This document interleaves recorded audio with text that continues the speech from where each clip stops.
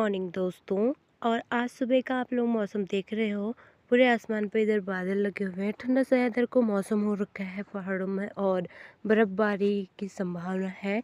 पर देखते हैं कब तक होती है। बाकी आप लोग मौसम देख सकते हैं, उधर साइड को तो मौसम खुला हुआ है और इधर साइड को आप लोग देख सकते हैं पूरा मौसम बंद है।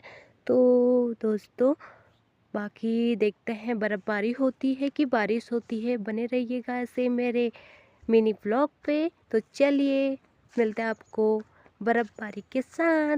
Bye bye.